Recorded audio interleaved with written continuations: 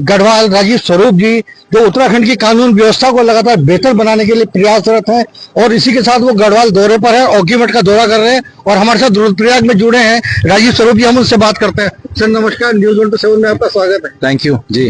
किस तरह की व्यवस्था चल रही है? चारधाम यात्रा पूरे चरम पे है, इस समय छुट्टियां भी पड़ गई हैं। देखिए, हमारी जो चारधाम यात्रा जो हमारे जो धामों के जो कपाट जब से खुले हैं तब से भारी संख्या में श्रद्धालु आ रहे हैं और आप देख रहे होंगे कि अभी समस्त यात्रा जो है वो पूरे चरम पे है। विशेषकर हम केदारनाथ जी और श्री बद्रीनाथ जी, श्री यमुनोत्री धाम, गंगोत्री धाम पे हम देखें तो ट्रैफिक जो है वो काफी स्मूथ चल रहा है। कहीं कहीं पे पिछले हफ्ते कुछ बरसात हुई थी तो थोड़ा रोड में थोड़ा सा प्रॉब्लम हुआ है। तो मेरी अभी सेक्रेटरी PWD से बात हुई है तो उनको मैंने इसके बारे में उनको अवगत कराया है। तो उम्मीद है कि एक आध पैच जो सपोज ये सिरोप बगड़ का है जहाँ पे थोड़ा सा पैच खराब हो गया है तो उसको भी 1 या 2 दिन में उसको हम ठीक कर लेंगे। और जो गाड़ियां जो थोड़े स्टेशन हैं और जो लंबी कतारें लग रही हैं वो भी खत्म हो जाएगा। विशेषकर जो ऋषिकेश में जो मैंने देखा वहां पर जो तपोवन में जहाँ पे पहले जाम लगता था तो वहां पर हमारा वन वे सिस्टम अच्छे से लागू हो गया है, जिसमें कि तीनों जनपद के SSP देहरादून, SSP पौड़ी और SSP टिहरी गढ़वाल, इनका एक ज्वाइंट इन्होंने एक अपना एक जो हमने यात्रा से पहले एक ट्रैफिक प्लान बनाया था तो उसको सक्सेसफुली हम इसको इम्प्लीमेंट कर रहे हैं। और अभी जो आपके साथ मैं यहाँ पर अभी सिरोप बगड़ के पास में हूँ और हमारी जो है अभी मेरा ओखीमठ का भी कार्यक्रम है तो अभी हम वो व्यवस्थाएं देखते हैं तो अब तक तो व्यवस्थाएं बिल्कुल संतुष्ट हैं और ट्रैफिक भी अच्छा चल रहा है। हम हरिद्वार से लगातार इसको कवरेज करते हुए आए हैं। चारधाम यात्रा के लिए बद्रीनाथ जी रूट पर हम हैं और ऋषिकेश में बिल्कुल कोई जाम की स्थिति नहीं थी। किस तरह से आपने इस बार ये प्लानिंग की, क्योंकि भीड़ लगातार बढ़ती जा रही है? देखिए, भीड़ जो है श्रद्धालुओं की संख्या काफी इस बार बहुत अधिक संख्या में आ रहे हैं।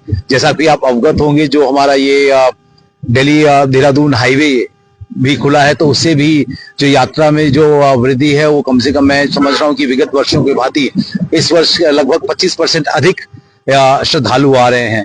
और जहां तक श्रद्धालुओं का जो हमारा जो ध्येय था, जो हमारे शासन का ध्येय था, जो हमारे मुख्यमंत्री जी ने जो हमें निर्देश दिया था कि इस बार की यात्रा जो है वो सुरक्षित और सुगम हो, उसी प्रकार उसी दृष्टिगत ये यात्रा अच्छे से सुगमता से और सुरक्षित चल रही है। सर, उत्तराखंड सरकार का इस समय पुलिस मुख्यालय के निर्देशों पर ऑपरेशन प्रहार एक बड़े सार्थक परिणाम उसके दिखाई दे रहे हैं। किस रूप में आप उसको देख रहे हैं और आगे किस तरह की रणनीति रहने वाली है? देखिए, जैसा कि आप अवगत होंगे कि हमारा जो ऑपरेशन प्रहार है वो जो क्रिमिनल टाइप के जो एलिमेंट्स जो हैं किसी भी वेशभूषा में अगर यहाँ पे उत्तराखंड में निवासरत है या फिर कहीं टूरिस्ट बन के यहाँ आ रहे हैं और उनका जो इंटेंशन है वो ठीक नहीं है, वो क्रिमिनल इंटेंशन के साथ में आ रहे हैं तो उसके लिए ऑपरेशन प्रहार शुरू किया है, जिसमें कि जो प्रमुख बिंदु है वो वेरिफिकेशन ड्राइव है उनका जो हमारे जो इफेक्टिव ट्रैफिक कंट्रोल है और ट्रैफिक कंट्रोल में जो हमारी चेकिंग्स हैं उसके मद्देनजर बहुत इफेक्टिव और बहुत कड़ाई से हम चेकिंग कर रहे हैं। आपने कल रात की भी घटना है कि हमारी चेकिंग के दौरान में लगभग 1.5 करोड़ रुपए जो है वो बरामद हुए थे तो उसके विरुद्ध में भी जो भी कानूनी प्रक्रिया अपनाई जा रही है उस पर हम कार्रवाई कर रहे हैं। तो निश्चित तौर पे इस ऑपरेशन प्रहार के कारण जो ऐसे व्यक्ति जो सोचते हैं कि यहाँ पर आके कुछ अपराध करेंगे उनमें एक भय का माहौल है। और हरिद्वार में लगभग 214 लोगों की अरेस्टिंग हुई है और करीबन जितने भी भारी मात्रा में हमने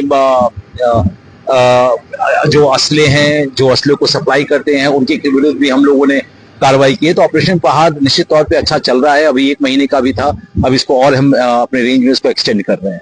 thank you sir. Thank you. बिल्कुल, आप थे हमारे साथ राजीव स्वरूप जी, डायनामिक एनर्जेटिक हैं और आप देख सकते हैं ओखीमठ में इस समय वो मीटिंग लेने के लिए जा रहे हैं और ऑपरेशन प्रहार जहां सरकार का एक और बिल्कुल सफल रहा है। और आगे की खबरों के लिए जुड़े रहिएगा हमारे साथ। धन्यवाद।